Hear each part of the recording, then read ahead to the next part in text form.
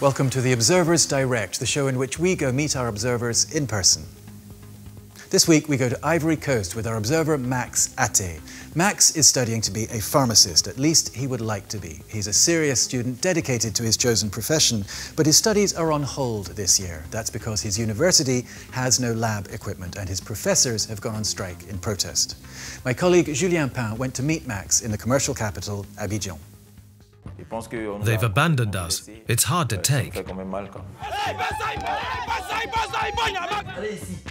Come here, go there, do this, do that. It's driving us crazy.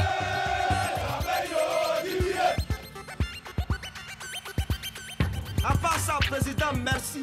Félicitations pour l'université. C'est vrai, c'est devenu un peu cher, mais au moins ça ressemble un peu à une université. Je te jure. Hi Max. Hello, Julien. So you sent us some photos, didn't you, to show us the sorry state of your pharmacy lab? Yes, I'd had enough, so I sent some photos of the labs to the France 24 observers, and you replied. Thank God. Max takes us to the pharmacy faculty, where there have been no lessons for over 6 months and no practical classes for 2 years. There should be glassware and microscopes on these lab benches. And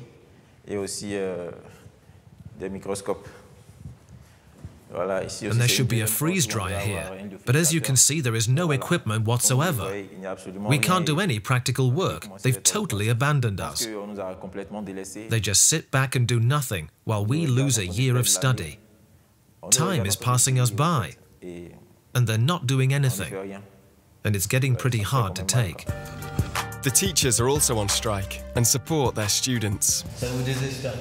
Aren't you sad to see these empty labs? Absolutely, but what are we supposed to do?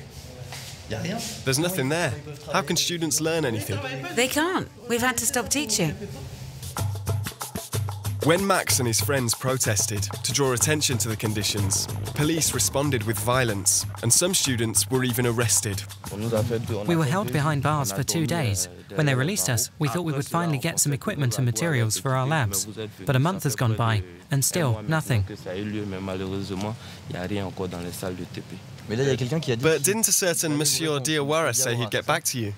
The university told us to get in touch with him. Should we give him a call? See what he has to say. Hello, Monsieur Diawara.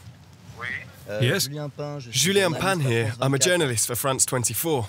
Yes? They want to come and talk to you, but haven't been able to get hold of you. When would be a good time to meet?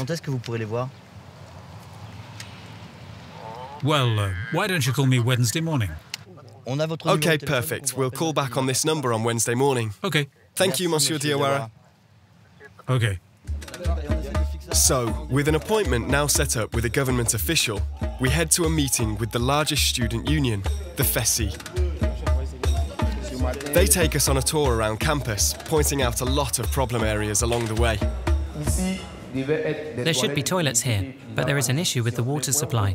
The pipes have been broken for 6 months now. They stopped working 6 months ago.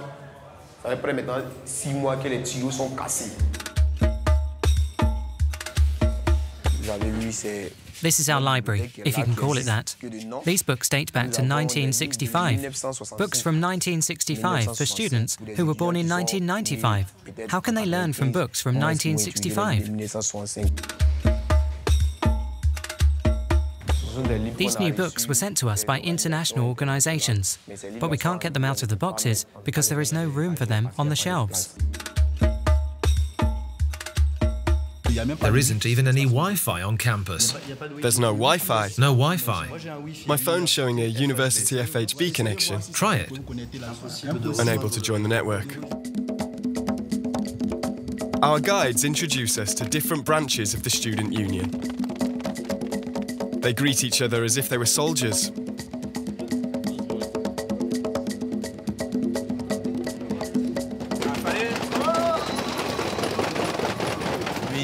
This is General Hanno Vergite, Secretary-General FISI Flash. You call him General? Pardon? General or Secretary-General? Secretary-General. Because general is a military term and we salute each other like soldiers. The union is celebrating its 25th anniversary. A backer of the former regime, the Fessi was very powerful up until the post-election leadership crisis. The activists hope this rally will show they are still a force to be reckoned with.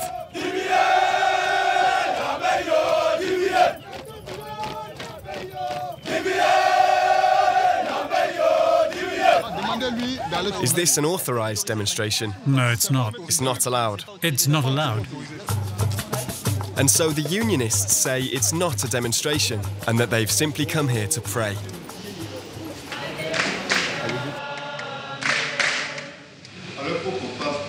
Allow the Spirit of the Lord to guide you. May everything you do be for the glory of God, for your own good, for your salvation.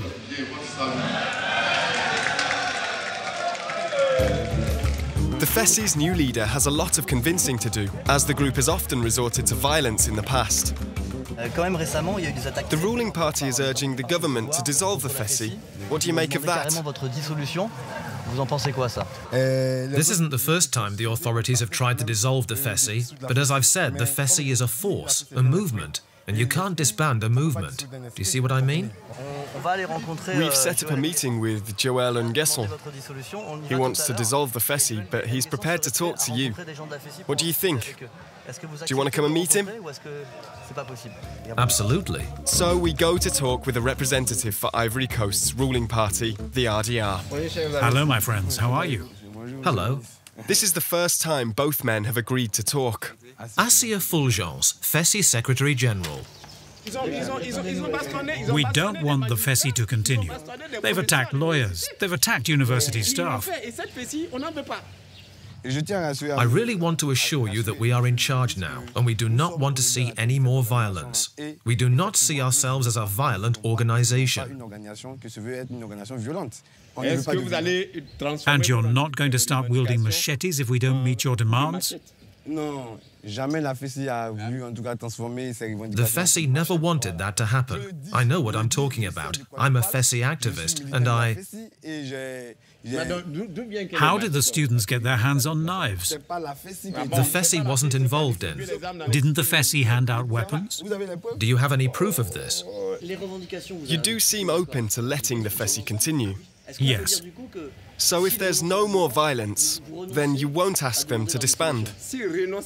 If they promise an end to the violence, no more violence on campus, then we will allow the Fessi to continue.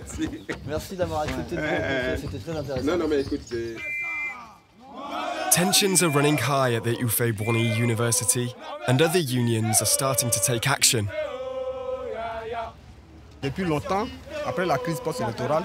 The military took over the student housing when the civil war broke out. We've been trying to get back ever since, but no one is taking any notice. And now we've had enough. We're sick and tired of it.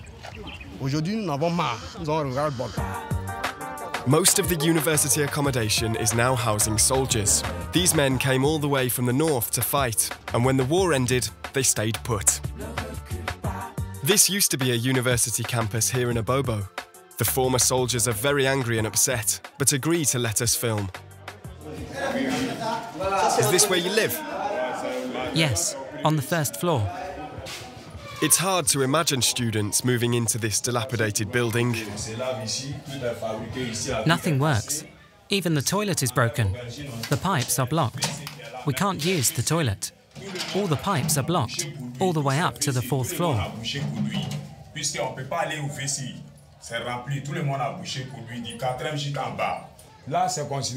This is meant to be a shower, but it's broken. Even the pipe up there is broken. The ex-soldiers say the government abandoned them, and they have no intention of leaving. I have to be honest, I am very, very angry, and if you weren't here, then I would have already grabbed the camera. Yes, the camera, you understand? Why would you do that? Because I'm angry. Not with you, but angry in general. Now the government is telling us to get out, to leave. But where will we go?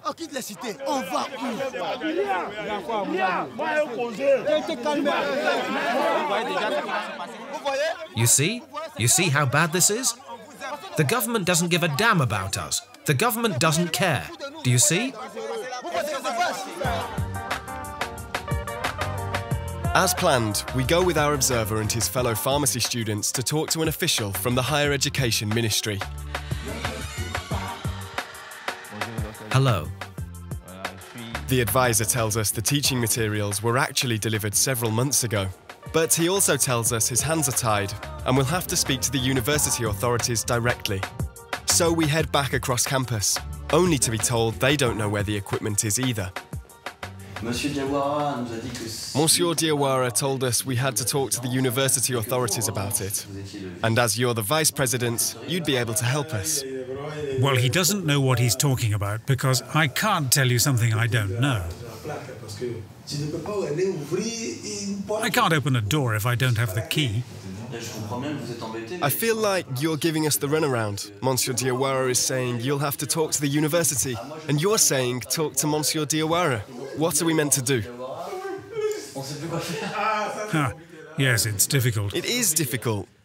This has been going on for ages. Come here, go there, do this, do that. It's driving us crazy. And then they put us in prison and say that our actions are politically motivated. It's been 2 years now. 2 years. Well, let's go and find the key then. It's like a scavenger hunt. So we wander round looking for the lab equipment. It's utterly surreal.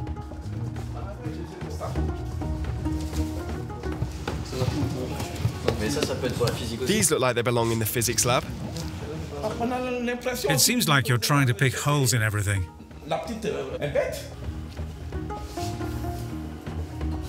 And we end up finding the famous room. Science equipment and materials. So this is where the treasure hunt ends. We've tracked down the lab materials. Are they going to install them? Pretty frustrating. They were here the whole time. You're right, it's really annoying. Our friends are sitting around at home, desperate to get back into the classroom. And the teaching materials are being kept in storage. It's such a shame. The university maintains it will get the material into the pharmacy lab as soon as possible, and that other labs across campus have already been kitted out. But Max and his fellow students have had enough of the excuses and promises. They just want to get down to work. That's it for this edition of the Observer's Direct. Now remember, we need you to help us make this programme. So if there's something happening in your community you think the world needs to know about, get in touch. Maybe we'll come see you for the next Observer's Direct.